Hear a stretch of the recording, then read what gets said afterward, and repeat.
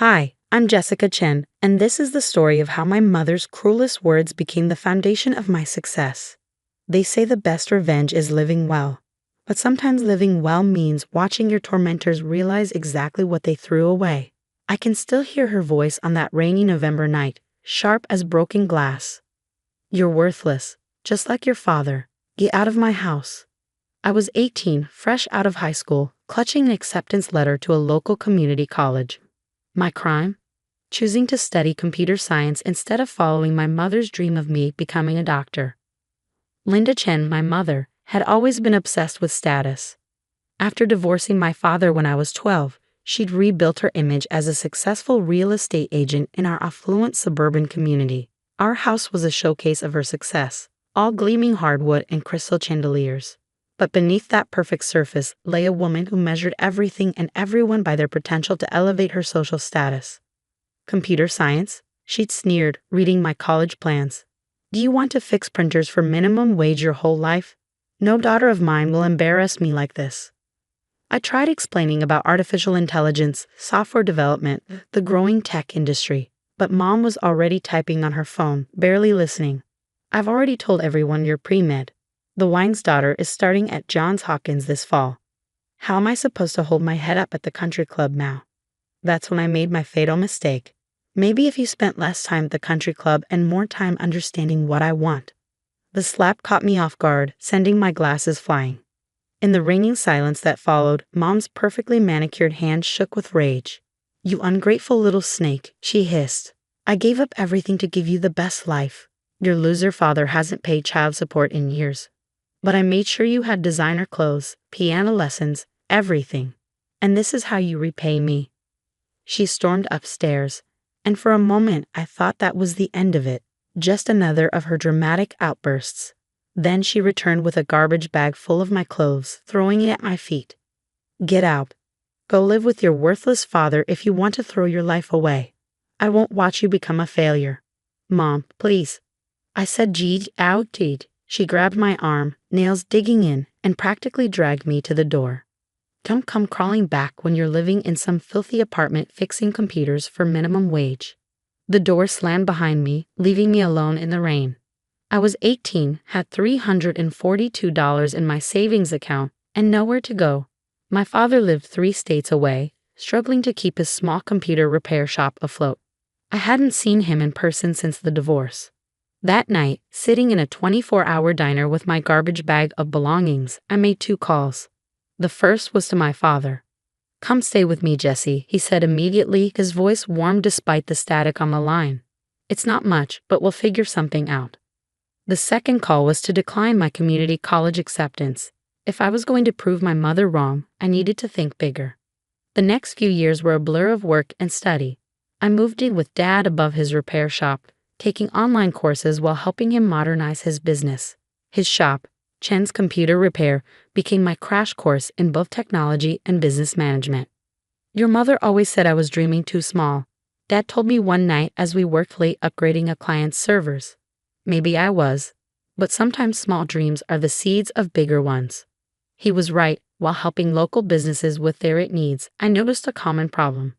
Small companies needed enterprise-level cybersecurity, but couldn't afford the expensive solutions big corporations used.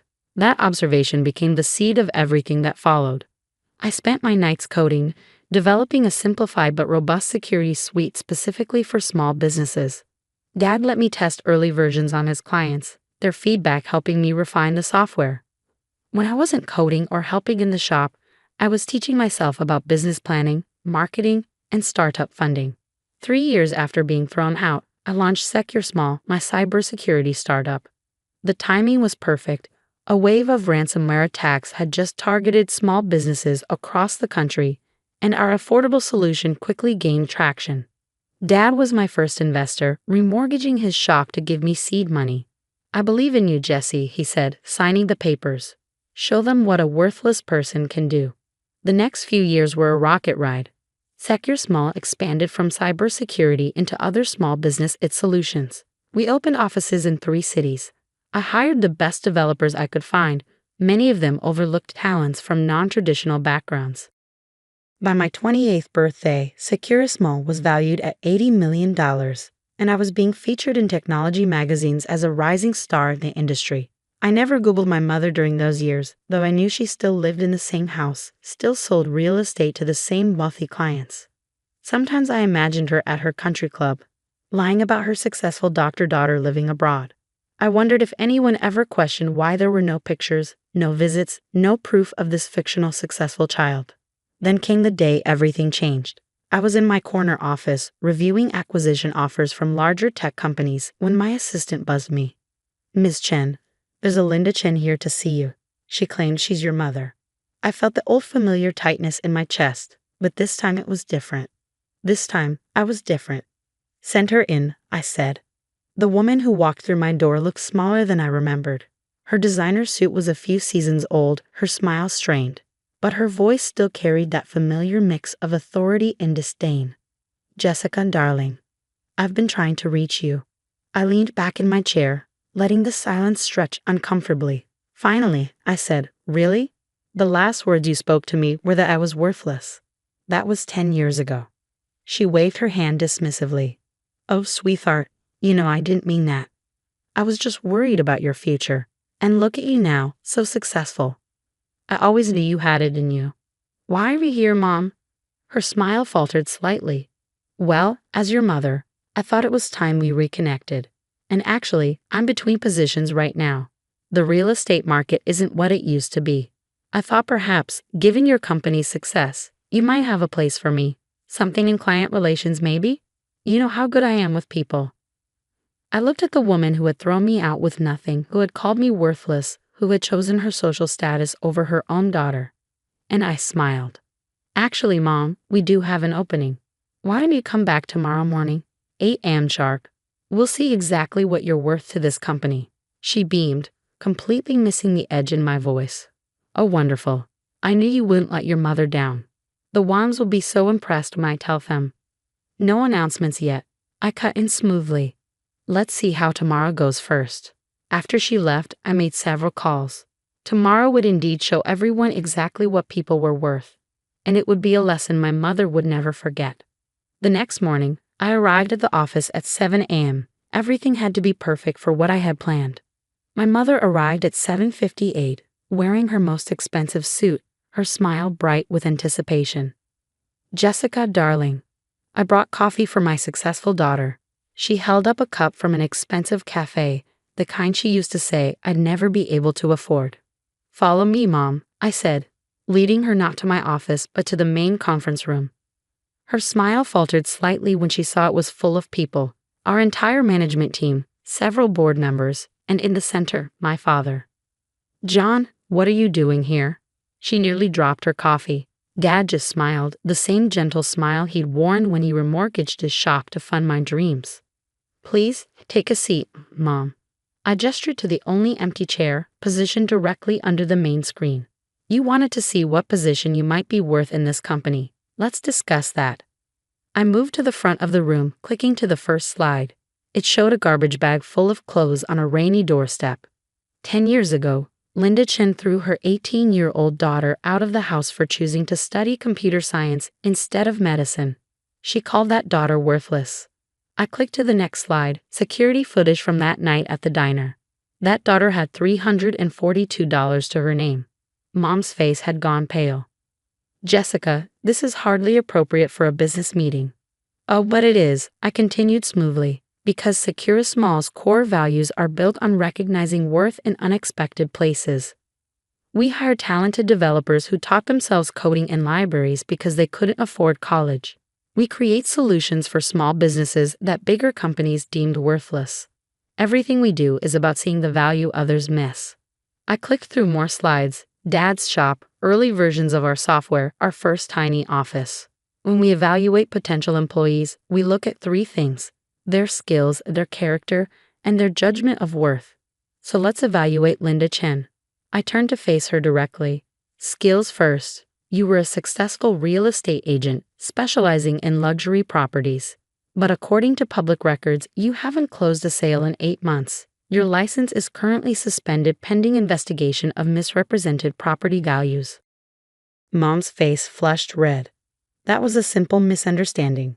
Character next, I continued as if she hadn't spoken. You abandoned your ex-husband when his business struggled, then prevented him from seeing his daughter. You threw that daughter out for not conforming to your image of success. And now that you're facing financial difficulties, you've come to the daughter you called worthless, expecting a job. The room was dead silent. Even the usual traffic sounds from outside seemed muted. Finally, judgment of worth.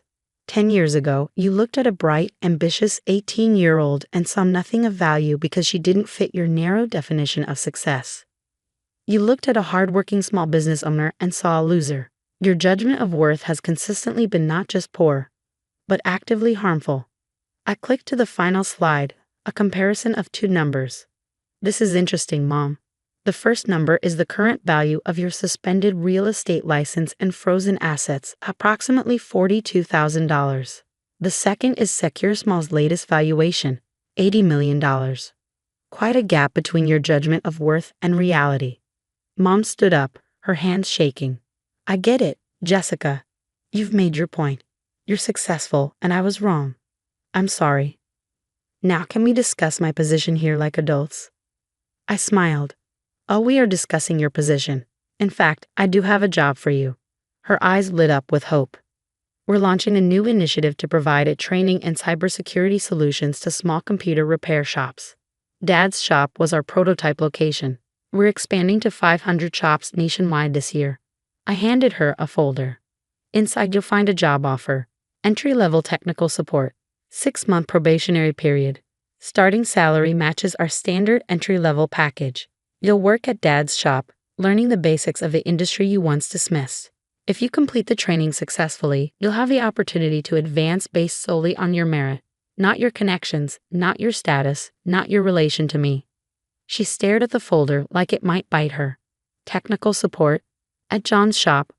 But I'm your mother. No, Mom. 10 years ago, you made it very clear I wasn't your daughter anymore because I was worthless. You can't take that back just because my worth now comes with dollar signs attached. I turned to the room, meeting adjourned, everyone. Thank you for your time. As people filed out, Mom remained frozen in her chair, clutching the folder. The choice is yours, I said quietly. You can take the job, learn the industry from the ground up, and maybe eventually understand what real worth looks like. Or you can walk away. Either way, this is the only offer you'll ever get from me. Dad waited by the door as Mom slowly stood up, her perfect makeup streaked with tears. I need time to think, she whispered. Take 24 hours, I replied, just like you gave me 10 years ago. After she left, Dad wrapped me in a hug. You okay, Jessie? I nodded against his shoulder. You know what's funny, Dad? Part of me hoped she'd take one look at that entry-level offer and storm out in outrage. It would prove she hadn't changed at all. And now? Now I almost hope she takes it, not for her sake, but because maybe, just maybe, she'll learn what we learned. That worth isn't about status or appearances. It's about what you build, what you contribute, how you treat people. The next morning, I arrived at work to find Mom waiting in reception, wearing a simple blouse instead of her designer suit. I'll take the job, she said quietly. I nodded. Report to Dad's shop tomorrow at 8 a.m. Don't be late. As I watched her leave, I thought about worth. How we measure it, how we create it, how we recognize it in others. My mother had thrown away a daughter in search of status. She'd lost everything chasing an image of success. Now she had a chance to learn what real success looked like, from the ground up. Would she learn? Only time would tell. But I had already learned the most valuable lesson. Sometimes being called worthless is just the beginning of proving your true worth. Today, Secure Small continues to grow. We've helped thousands of small businesses protect themselves in the digital age. Mom, she's still working at Dad's shop, slowly learning the industry she once dismissed. Sometimes, when I visit the shop, I catch her watching me with a mixture of pride and regret. Last week, she successfully completed her first solo computer repair. Dad sent me a photo of her proud smile, so different from her old country club smirk. Maybe she's finally learning that real worth isn't in what you appear to be, but in what you actually do. As for me, I keep that old garbage bag in my office closet. Not as a reminder of pain, but as a reminder that being called worthless doesn't make it true. Sometimes it just means others fail to see your worth. and proving them wrong, that's the sweetest success of all.